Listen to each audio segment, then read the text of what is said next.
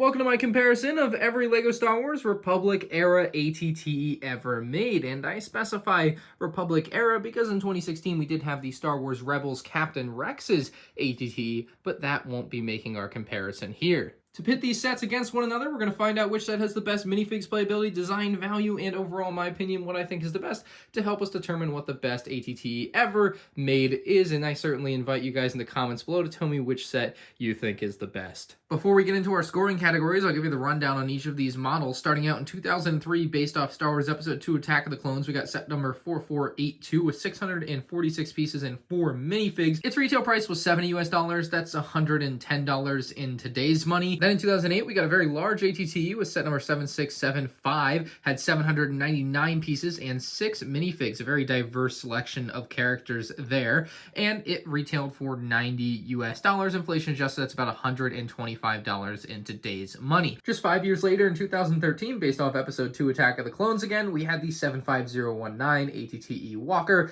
with 794 pieces, and this time only 5 minifigs, and notably only 1 clone trooper in an ATTE. Kind of insane to only get 1 clone trooper in that set. Of course, the most recent ATTE Walker was released in the summer of 2022 with set number 75337, 1,082 pieces and 8 total minifigs, which is the most of any ATTE. It retails for $140, making it the most expensive, including inflation adjustments, of all ATTEs. Which set has the best minifigures and minifigure selection is a tough question to answer because most of these sets, except for maybe the 2013 one, I think are in contention. And the reason the 2013 one I think stands out as the worst selection of figures is you're buying an ATT. It is a massive Republic vehicle, and you get 1 clone trooper to go with it. And I think that is just an unacceptable amount of clone troopers, to be frank. So for that reason, this minifig selection is only going to get 1 point, and I'm just going to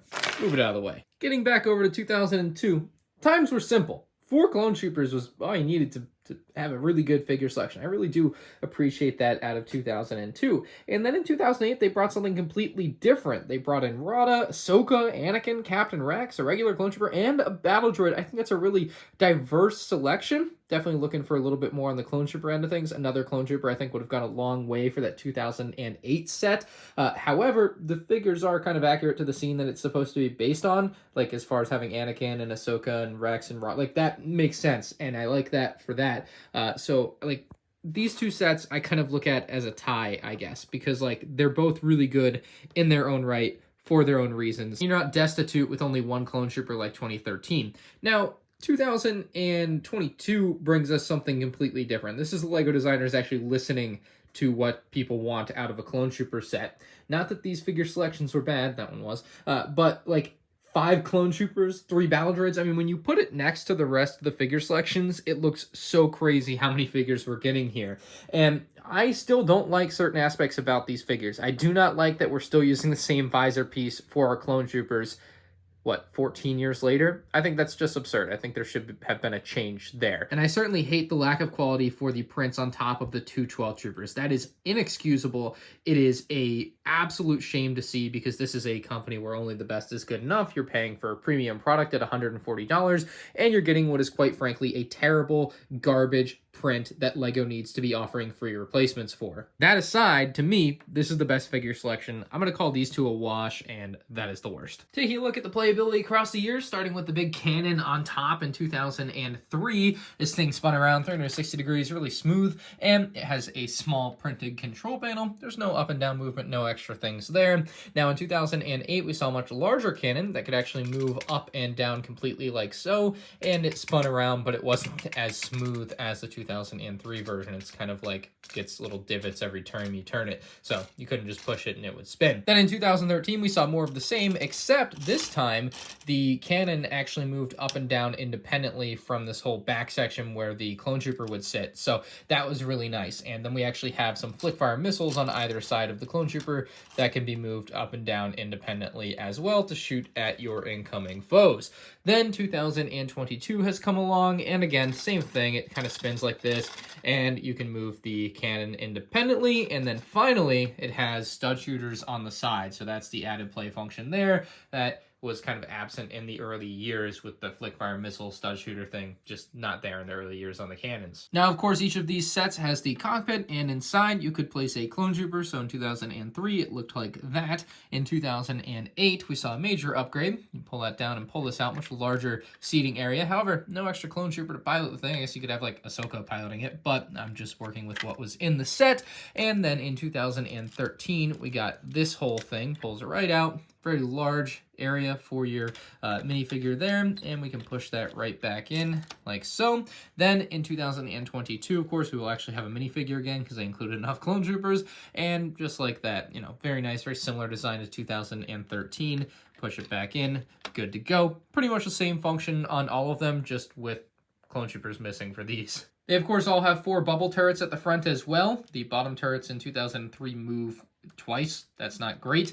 The top turrets are a little bit better, but still a little bit wonky if you're not holding it down. 2008 has this, moves around, and you can notice it actually moves quite a bit purposefully, because if you push up on it, there's actually a cannon inside that can shoot off. This piece flew all the way over here. It's a huge cannon that's hidden underneath the front of this ATTE. That is an awesome feature. And then the bottom bubble turrets move twice again. It spins and spins. Yeah, I don't love that. Wish it was held in place better. 2013 made some improvements here, using some clips to hold them down. They don't move too much, and there's no big cannon underneath anymore. The bottom ones are also held down perfectly this time. And then in 2022, more of the same, something holding them down so they don't move too much. And same for the bottom, being held in place nicely. The ball turrets at the back are more of the same story. In 2003, they kind of move fine, but sometimes they break off, so definitely some questionable stuff there. It's a bit tight. 2008, a little bit more free, but again, this whole back panel will move too. 2013, much better. They really solidified it there. And 2022, of course, is going to be probably the best as far as the back ball turrets go without moving a bunch of other stuff that's not supposed to be moved. Picking your ATTEs up is pretty easy, except the 2003 model did not have a handle. That wasn't something I really invented until like 2007 for LEGO Star Wars sets, but picking it up is still pretty easy. You just grab it by the side. It is a bit looser though, because this whole panel comes off, which is great for playability in a way, but also bad in the other way, obviously. This handle was pretty cool because you could actually modify it by moving this down a section, and essentially it could then attach to the Republic dropship from the Republic dropship with the ATOT set. So that was a really cool aspect of the 2008 ATTE that you don't really see often on LEGO Star Wars sets, where they can kind of combine with other sets like that. So that was something I really liked about this one, and the handle works perfectly. Same for 2013. Handle works perfectly. It doesn't obviously attach anything else, but it's a bit of a tight fit with that clone trooper there. My fingers kind of get really close to it, and you can see just really close. But yeah, the handle's solid, and I actually think this is a preferred handle. It's just a wider grip area. And the best handle is probably the most recent in 2022. They've got a little bit of extra space between you and that clone trooper seat, so I really like that. And then it's still kind of the same wide base for you to be able to grab at. And yeah, very nice handles for most of the sets though, regardless. It's not really a big deal that 2002 doesn't have one, but it definitely is preferable to have one. The only other external playability note is the legs, and in 2003, they don't move on their own. They're just kind of these nice Technic joints, and so really strong, but no like suspension built in. They can be moved to give the ATTE a more dynamic look, and I think from certain angles, it can look pretty cool like this, but from others like the side, it doesn't look so good. 2008 saw a massive change with freely moving legs, so when we pick it up by the handle, you'll notice everything can kind of swing pretty freely, especially these middle legs. They will move completely like this. It's kind of crazy. And so you can kind of set them into different positions to make it look like it's walking. And then the front and hind legs actually move too pretty easily. They've got some rubber bands there that help snap it back to its original position when you lift the model up. So you can basically push the leg forward, and then when you're kind of done playing with it like that, it'll go back. The 2013 legs are more of the same story. Nice range of motion with the middle one, and the front and back legs can kind of be pushed, although these ones don't have rubber bands, so they still will go back due to the weight of the set, but it's not because there's a rubber band there. And then finally, 2022, another rubber bandless design where you have nice range of motion for the side legs, and these front legs can actually be moved just slightly, not even enough to where it will stay though. So it's basically like this is your spot, the way you can have your ATT, and you can kind of move these a little bit to change it. But something I had noticed that this model can do is actually rear up on its hind legs like this and kind of sit on its butt. So I have to hold the 2003 model for it not to fall over, so we're going to put it down. The 2008 model kind of can do it, but it definitely feels like it's going to snap snap, and I don't want to put unnecessary wear on my pieces, so we're going to put it back. The 2013 model definitely does it, but I think the 2022 model looks the coolest like this. I don't think it's an intended play feature, it's just something I kind of inadvertently discovered, but I love it. Accessing the interior in 2003 is pretty simple. You just pull this entire panel off, and you're in. 2008, you just got to lift this up and lift this up, and you're in. 2013, a little bit more of the same. This whole back panel comes up like that, and there's a slight interior to the front, but it's not like a full interior. It's more of like a weapons rack. And then for 2022, you can lift this front section like so, and then the back section separates, so they'll kind of be forced apart like that and dropped on down, and then you can pull this up. Looking at the interior of 2003, you'll notice at the front we have 4 full seats for clone troopers, as well as 4 studs to put their weapons on. So there they are, all boarded up, and then you can just pick them up and place them back in there. Much easier than trying to stuff clones in by like putting your hand inside the interior when it's tight like that. And then as we look to the back, you'll see clipped on a pair of binoculars and buzzsaw,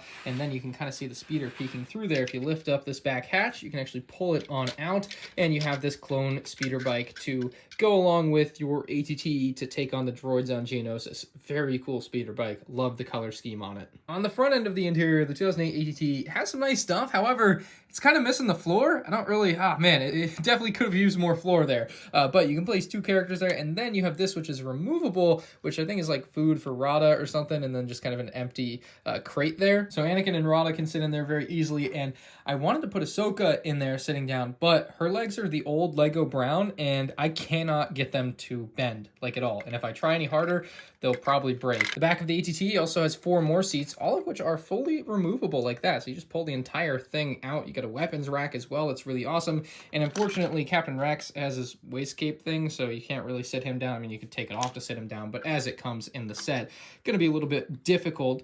And at the end of the day, what people would do in 2009, as it turns out, was they would buy the battle pack to fill up the set. But the ATT, as it comes, definitely could have used another clone trooper or 2 to help fill out this walker, because there's so many seats. Now, this 2008 set also does have a side build, not as cool as the speeder bike, but a stab for your battle droid will complement it nicely and have something to go against that ATT that we saw in the Clone Wars movie. So that's a really nice side build, very accurate to the scene that this is based on. The 2013's interior is the worst of them all. At the front, there's not a lot going on in there, except for a small holster for extra flick-fire missiles. I know, that's crazy cool. Woo, more flick-fire missiles. And then at the back, there's, to its credit, a large platform space. However, there's just a couple of weapons racks and red lights, a sticker, whatever, and a crate. Inside of the crate is a pair of thermal detonators, and that's nice. But no trooper seating or anything of the sort. You just can place your, like, 1 clone trooper. Maybe you could fit Coleman Trevor and Mace Windu in the back, but it's tight back there, and it kind of sucks. Now, the 2022 Walker has ushered in a new era of greatness for interior playability. There's a couple thermal detonators in there too. There's this platform with a wrench and a box, but this platform with the wrench, of course, can be pulled out, and you can place a minifigure on it, or 2 if you want. And so for the cramped front interior, it actually does very well. And then if we spin it to the back, you get this monstrous interior space. And the access to this is insane. I mean, it's just fully open, kind of like the 2013 one, but there's just so much more here for you to play around with. There's a fire extinguisher, a cup, a weapons rack, another empty space for another weapons rack, and 5 more total seats for your troopers. So we can maybe sit the clone gunner at the back here, and he's going to man the controls for the back cannons. 3 more clones in the back really complete the look there. It's amazing, like, how much playability is on this 2022 interior. So many fun details. Now, the 2022 model does also include a side build with this spider droid here. It's just there to add something for the droids to take on the clones, and it's inaccurate to the scene, though, unfortunately. I don't like it because of that, but from a play point of view, nice. But then again, a crab droid would have been just as nice and accurate. Scoring the playability is going to be relatively simple. 2008's getting 4 points. I think it's the best. Remember, this droid's supposed to have a stab, but it's missing. I love those big cannons at the front, and it's got the full interior suite. I mean, yeah, it's not as good as the interior on the 2022 model, but I think playability overall in 2008 was the best, followed by 2022 getting 3 points, 2003 getting 2 points, mostly because it has that added speeder, and the worst set for playability I really feel like is the 2013 model. Not that it's bad, but in comparison with all the rest, I think it's the worst. As far as design goes, I really like the look of all the ATTs. They're all ones that I would consider having more than one of for my clone army. However, I think unfortunately 2002 is probably the worst. It's just the ugliest. It's really low to the ground, probably more so than it should be. And like, obviously it's just not super accurate to the source material. So unfortunately, 2003 is going to get only 1 point here. And then that's where we kind of split up into the big three here that are more modern looking. Obviously the old one done in old gray too sets it apart. But I don't know which design I like the best, but I do know the design that feels the most accurate to me is going to be this 2022 version. It's got the little teeth on the ankles area. It's got redesigned feet, so instead of using these big tiles or whatever for the feet, they've really slimmed them down and given them a different, more accurate shape. And just the paneling and everything looks really nice. There's not any huge gaps on the exterior, which I think is awesome for this set. Not that the other sets have giant gaps, but it does feel a little bit more shored up in the 2022 version. Now, it is a bit of a conundrum because as far as the accuracy goes, getting that spider droid in the set makes it less accurate than the other two there. However, like, I don't want to knock the ATT for that, but like, let's be honest, it's really inaccurate. We already know that, but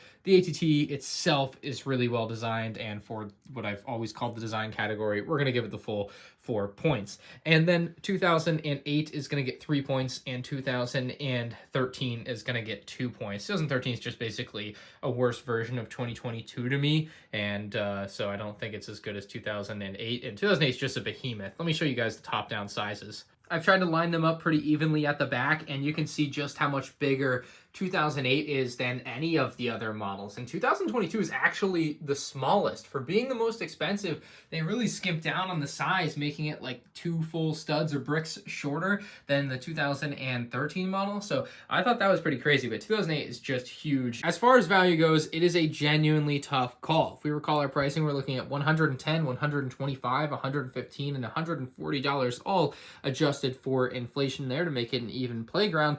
And really where we can see some value provided is in the minifigs for the 2022 set. Not so much you, but like getting 3 212 troopers, the Commander Cody, and a clone gunner is amazing, but equally so, there's definitely some value in a Coleman Trebor, a unique Jedi that only comes in this set. Like, that definitely provides value to me. I know some people might not value that the same, but same here. Captain Rex, definitely a valuable figure. Rada, maybe for a select few, and certainly the classic clone troopers don't hurt in 2003, but I really have a tough time picking out which one I think is the best bang for your buck, or would have been. Obviously, if you're going to look to buy one of these today, the cheapest one by a mile is going to be going out and getting the 2022 model. The rest of these sealed in box on the secondary market, eBay, Bricklink, whatever, going to cost you $400, $500, $600 in the box versus $140. So from that perspective, there is no comparison. But from the perspective of what LEGO has provided over the years, to me, it's almost a wash. I mean, I think all of these sets, when available, were fairly priced. And that's just kind of the conclusion I come to. If anything, you can make the argument that this ATT being so small is kind of unfortunate because it is the smallest of the 4. But I think its interior design and how much it has going on there and the number of minifigs definitely make up for that slight lack of size. And that brings us to the final category, MandR opinion. Which set do I think is best? There's a lot to like here from each of the ATTEs. There's also a little bit to dislike from every ATTE, but it just depends on your point of view, of course. And this is about my point of view, hence MandR opinion. I don't think any of these ATTEs are bad. As a collector, you can equally enjoy any of these depending on what you're coming at as far as your collection goes. If you like that old style of LEGO builds from the early 2000s, 2003 will fit you just fine. If you're a mega 2008 to 2012 Clone Wars set fan, there you go. The summer of 2013 is lauded as one of the most legendary summers ever. There's your set. And, of course, in 2022, we have the most modern ATT, most accurate build to date, and it's fantastic with some awesome figures, including that Phase 2 Cody. Like, there's something for everyone here, most certainly. My problems with helmet holes and spider droids aside, this is probably my favorite ATTE set, followed pretty closely by 2008. I mean, it's just hard to shake that nostalgia, and then, despite the ugliness, but it's a classic ugly for LEGO Star Wars for 2003. This one's going to be getting 2 points. And then ultimately my least favorite, like partially because it has literally more droids than clones in a clone set, the 2013 ATT. It comes from a legendary year and it certainly is a legendary set, but I feel like it's been passed up. Basically, if I had to choose one of these that I could never own again for the rest of my life, it would definitely be that one. The final tally for me is going to be 9 points to 2013, 12 points to 2003, a whopping 17 points to 2008, and taking the win by just 2 points at 19, 2022's ATTE. Let me know in the comments below which ATTE you think is the best. Leave a like if you enjoyed the comparison video, and you can check out more LEGO Star Wars comparisons on the end screen now.